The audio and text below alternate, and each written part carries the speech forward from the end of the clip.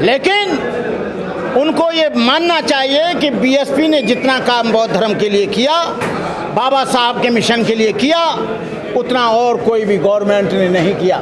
जितना सांस्कृतिक परिवर्तन धरातल पर हुआ, जितना भी बुद्धा पार्क बने, अंबेडकर पार्क बने, कबीर पार्क बने, या कबीर के नाम पर जिला बना, या अंबेडकर के नाम पर जिला बना, या बुद्ध के नाम पर जिला बना, या आपके गौतम बुद्ध के नाम पर बना, या कबीर के नाम पर बना, रैदास के नाम पर बना, ज्योतिराव फुले के नाम पर बना, तो आपको बता दें वो कितना बड़ा काम हुआ।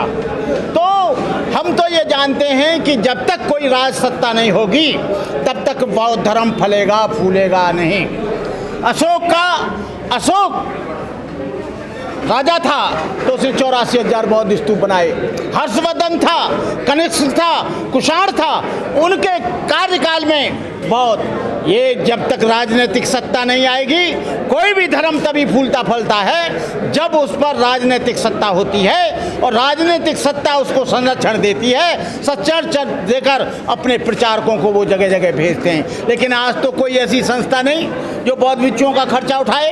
भगवान बुद्ध के समय में भी अनाथ पिंडक, प्रसेनजित, बिंबसार, सुजाता, विशाखा 500 बौद्ध भिक्षुओं को खाना देती थी। लेकिन इन लोगों को इतना वो है अपने आप को शो करने के लिए, ये कभी अपने बौद्ध भिक्षुओं को अपनी मीटिंग में नहीं बुलाते, और बिना बुलाए आ भी जाए तो उसे बोलने के लिए नहीं देते। मैं चैलेंज के साथ कहता हूँ, बिना बौद्ध भिक्षुओं को इस दुनिया में, यदि सारी दुनिया में बौद्ध धर्म फैलाया तो बौद्ध भिक्षुओं ने फैलाया, नेताओं ने नहीं फैलाया, उपासकों ने नहीं फैलाया, किसी संस्था ने नहीं फैलाया। पूरे दुनिया में बौद्ध धर्म फैला, चाहे तो अमेरिका में फैला हो, चाहे थाईलैंड में फैला हो, सिंगापुर में फैला हो, ताइवान में फैला हो, चाइना में फैला हो, तिब्बत में फैला हो, जापान में फैला हो, बौद्ध भिक्षुओं ने उसको फैलाया। लेकिन भारत में बौद्ध भिक्षुओं की अवहेलना की जाती है। ये छोटी छोटी संस्थाएं बनाकर अपने अस्तित्व को बचाए रखने के लिए, अपनी प्रमुखता दिखाने के लिए, अपने आप को शो करने के लिए, ये लोग जब बड़े कार्यक्रम होते हैं तो ये बौद्ध भिक्षुओं को बड़े जोर शोर से बुलाते हैं। मैं राष्ट्रीय बौद्ध महासभा के मंच पर मुख्य वक्ता के रूप में, विशिष्ट अतिथि के रूप में 10-10, 20-20 हज़ार लोगों के बीच में बोला हूँ। मैं ऐसा नहीं है, लेकिन जो कुछ भी राष्ट्रीय बौद्ध महासभा काम कर रही है अपने तरीके से वो कर रही है। हम जितनी भी संस्थाएं एक हो जाएं, एक मिल जाएं, और एक जगह होकर बौद्ध भिक्षुओं का और उपासकों का भारत में कोऑर्डिनेशन नहीं है। बौद्ध भिक्षु कुछ कहते हैं, उपासक कुछ कहते हैं। बौद्ध भिक्षुओं पर हावी उपासक होना चाहता है, उपासकों पर बौद्ध भिक्षु होना चाहता है। मैं इस बात का विरोध करता हूँ। ये सारे लोग अपनी अपनी मर्यादा के अनुसार एक दूसरे से कोऑर्डिनेशन करें, एक दूसरे को प्यार दें, एक दूसरे का सम्मान दें। लेकिन होता क्या है, जहाँ उपासक होता है वो भिक्षु को नहीं घास डालता, और जो भिक्षु होता है वो भी उसे घास नहीं डालता। जब तक बौद्ध भिक्षुओं का, उपासकों का, ये 4 संगठन हैं, एक उपासका संघ, एक उपासक संघ, एक भिक्षुणी संघ, एक भिक्षु संघ, ये रथ है, ये 4 पहिए हैं। 4 पहिए में से एक पहिए को निकाल दोगे वो नहीं चलेगा।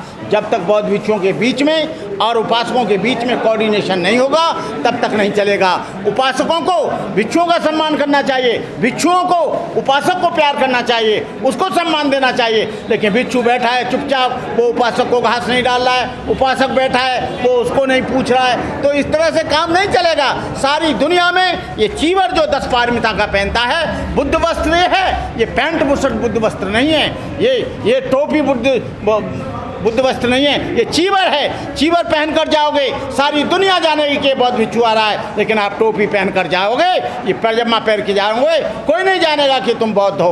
बौद्ध के लिए बौद्ध भिक्षु एक आइडेंटिटी है, बौद्ध भिक्षु एक प्रमाण है, बौद्ध भिक्षु एक उसकी पहचान है। मैं कहता हूँ दुनिया में यदि बौद्ध धर्म फैला है तो बाबा साहब अम्बेडकर के मिशन को और बुद्ध धर्म को केवल बौद्ध भिक्षुओं ने फैलाया है। वहाँ पर किसी नेता के द्वारा नहीं फैला है, किसी व्यक्ति के द्वारा नहीं फैला है।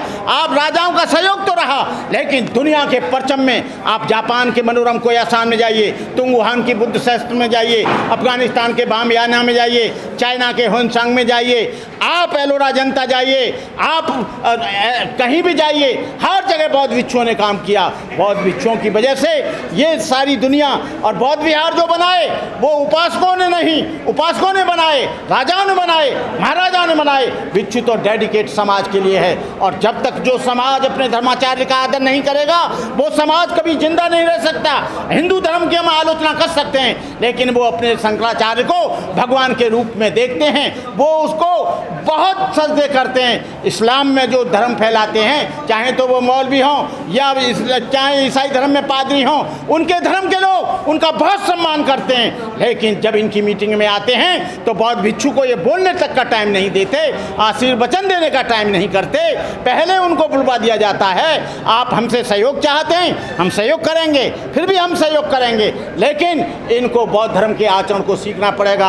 आज दुनिया के जो बौद्ध हैं वो इनको संबंध नहीं देते, वो लोग कहते हैं कि अम्बेडकरवादी बौद्ध हैं, ये भिक्षुओं का आदर नहीं करते। मैंने देखा बहुत से कार्यक्रमों में नेता आगे बैठ गए, भिक्षुओं को पीछे बिठा दिया, तो क्या हुआ, मैंने हटवाया, मेरे से नाराज हो गए। मैंने कहा चीवर की तरफ पीठ करके नहीं बैठना चाहिए, चीवर की तरफ आप पिछाई करके बैठे हो, चीवर पीछे बैठा है। आपको मालूम होना चाहिए जो हिंदू लोग हैं या इमाम लोग हैं या मौलवी लोग हैं, पादरी लोग हैं, उनके उन्हीं के समाज के लोग उनको सम्मान देते हैं, उनका मन प्रफुल्लित होके। हमने डबल एमए किया, एमए करने के बाद पूरी ज़िंदगी 46 वर्ष से हम काम कर रहे हैं, लेकिन आज जो आ गए, आज वो लोग किसी को ऐसे नहीं फैलेगा। इस तरह का विचार कहाँ जाएगा, ये जो वीडियो बनेगा कहाँ जाएगा। जो वीडियो बनते हैं सारी दुनिया के लोग देखते हैं कि देखो बौद्ध भिक्षु पीछे बैठे हैं और ये उपासक आगे बैठे हैं, बोले इनमें तमीज़ नहीं है। पहले तो ये तमीज़ सीखें, पहले तो ये आचार संहिता सीखें, पहले तो ये बौद्ध धर्म के नियमों को सीखें, पहले तो ये विनय पिटक को जानें, पहले ये तमाम चीज़ों को जानें, तब यहाँ पर बौद्ध धर्म फैलेगा। इसके अलावा हिंदू लोग लीड कर रहे हैं बौद्ध धर्म को, उनको तमीज़ नहीं, उनके बच्चे बुद्धिस्ट नहीं, उनकी पत्नी बुद्धिस्ट नहीं, उनके बच्चे दारू पी पी के भाग रहे हैं और दुनिया को बौद्ध बनाने के लिए भाग रहे हैं। मैं कहना चाहूँगा लोगों से कि आप धर्म का काम तो करते रहिए, लेकिन आप सलीके से धर्म के बारे में भी अध्ययन करें, समाज को जानें। अंगुत्तर निकाय पढ़ें, दिग्ग निकाय पढ़ें, मंजिम निकाय पढ़ें, खुद्दक निकाय पढ़ें, आप त्रिपिटक पढ़ें, विनय पिटक पढ़ें, सुत्त पिटक पढ़ें, अभिधम पिटक पढ़ें। आपने एक किताब तो पढ़ी नहीं, केवल बुद्धा इन धम्मा के 2-4 पाठ पढ़ लिए, धम्मपद पढ़ा नहीं, विशुद्धि मग पढ़ा नहीं और बौद्ध बनाने चले। अरे बौद्ध तो तुम ये 2-4 बातें सीख ली, दुख और दुख का कारण, दुख का निवारण, दुख का मार्ग, अष्टांगिक मार्ग सीख लिया, इतना ही बौद्ध धर्म नहीं है। बौद्ध धर्म एक विशाल है, बौद्ध धर्म एक बहुत बड़ी आइडियोलॉजी है, और सबसे बड़ा तो बौद्ध धर्म है how to behave, how to manners, how to educate, what is Buddhism, to maintain purity of life is Buddhism. There are 3 forms of purity, purity of mind, purity of speech, purity of body. जब तक आप जीवन में पवित्रता को नहीं जानेंगे, जब तक आप अपने जीवन में अनुशासन को नहीं जानेंगे, जब तक आप जीवन में सील को नहीं जानेंगे, जब तक आप भिक्षु की पवित्रता को नहीं जानेंगे। ये भिक्षु जो चीवर पहनता है ये व्यक्ति नहीं, ये एक प्रतीक है। झंडा हमारा होता है तिरंगा, वो हमारे लिए कपड़ा नहीं है, वो हमारे देश की शान और बान है, हमारे जीवन का एक प्रतीक है, हमारे देश का एक बहुत बड़ा महत्व है उसका। इस तरह से जो लोग चीवर को इग्नोर करेंगे वो लोग कभी भी आगे नहीं बढ़ सकते। मैं देखता हूँ, मुझे कहने में कोई जुजलाट नहीं, कई कार्यक्रमों में, राष्ट्रीय बौद्ध महासभा के कार्यक्रमों में मुख्य रूप से नेता लोग आगे बैठ जाते हैं, चीवर पीछे बैठ जाता है, ये आगे कुश्ती सफ़ेद कपड़ा पहन के बैठ जाए। जब मैंने विरोध किया, हमने कहा सारे बौद्ध भिक्षु उठकर चले जाएंगे। धम्मप्रकाश भारती जी जब सांची में कार्यक्रम किया, जब आपके आगरा में कार्यक्रम किया, जब इन्होंने सारे कार्यक्रम में मैं मुख्य वक्ता के रूप में रहा, लेकिन बहुत मुश्किल से जब हम लोग भागने लगे तब इन्होंने आगे से कुर्सी हटाई।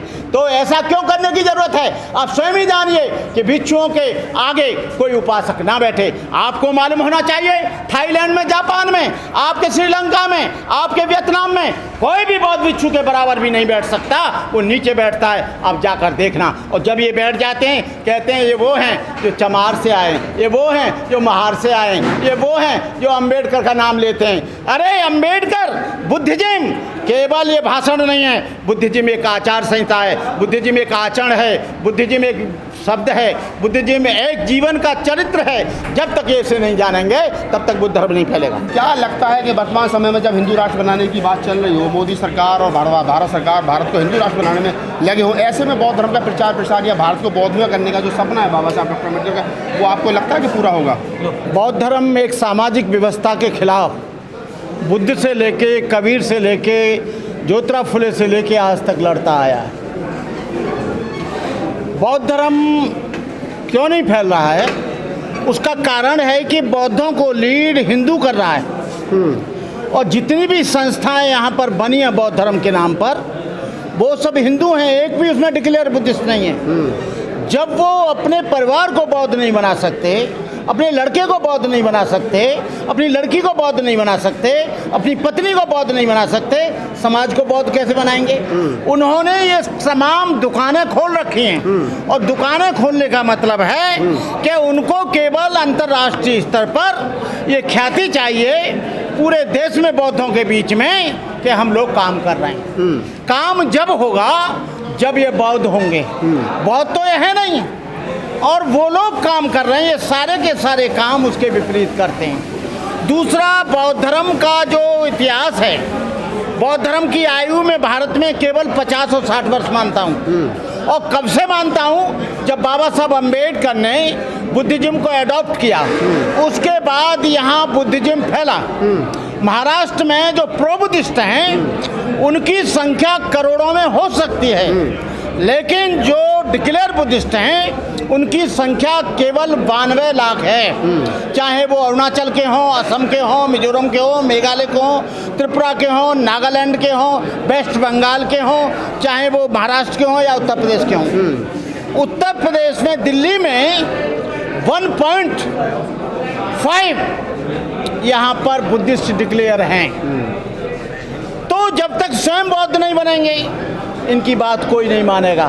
विदेशी लोग कहते हैं कि वो लोग हैं जो केवल हमसे चंदा लेने के लिए, पैसा लेने के लिए और अपनी राजनीतिक पहुंच बनाने के लिए ये काम करते हैं। भारत में जितने भी चाहे बौद्ध संगठन हुए, चाहे और अनुसूचित जाति के संगठन हुए, चाहे अम्बेडकर संस्थाएं हुई, उनका हादसा इतना बुरा हुआ है जैसे कोई सड़क पे जैसे कुत्ता मर जाता है, कुत्ता का एक्सीडेंट हो जाता है, वैसे अनुसूचित जातियों की संस्थाओं की हत्या हुई है। मैं इसका उदाहरण देता हूँ। दलित पैंथर बनी, दलित पैंथर शिवसेना से बॉम्बे में टकराई, पूरे महाराष्ट्र में टकराई और दलित पैंथर में मैंने काम किया, लेकिन दलित पैंथर का आदमी शिवसेना में चला गया जिस शिवसेना से हमारी वैचारिक लड़ाई थी। लॉर्ड बुद्धा क्लब रामराज ने चलाया, रामराज बीजेपी में चला गया, बीजेपी से इलेक्शन जीतकर एमपी बना। दलित सेना रामविलास पासवान की बनी, वो जिंदगी भर कुर्सी से चिपके रहे। गंगा गए तो गंगानाथ, तो जमुना गए तो जमुना दास, कोई भी गवर्नमेंट आ गई वो हमेशा सत्ता में रहे। भीम आर्मी बनी, मैं और सुरजीत एडवोकेट इस चंद्रशेखर से जेल में मिले और इसने कहा कि भंते जी मुझे छुड़ा लो, और मेरी आप भी थे मंच पर, स्पीच वायरल हुई, 1 करोड़ से ज़्यादा लोगों ने सुना। हम लोगों ने, आप लोगों ने आंदोलन किया। इसने कहा मुझे मच्छर खाते हैं, खटमल खाते हैं, जल्दी मुझे बाहर निकालो। मैंने कहा तू राजनीतिक पार्टी तो नहीं बनाएगा, लेकिन जैसे ही वर्चस्व बढ़ता है वैसे ही वो आदमी एक पार्टी बना लेता है और वो अपना अस्तित्व सामाजिक सेवा में, सामाजिक संगठन में नहीं ढूंढता, बल्कि वो अपना अस्तित्व राजनीतिक पार्टी में ढूंढता है। मतलब कहीं ना कहीं जो हमारे लीडर हैं वो धमकी बात ना करके अपने आप में लग जाते हैं, लेकर के तो बुद्ध कबीर नानक के मिशन को चलते हैं, लेकिन बाद में जा करके वो राजनीतिक हो जाते हैं, जिससे कि जो मेन उद्देश्य है वो पीछे छूट जाता है।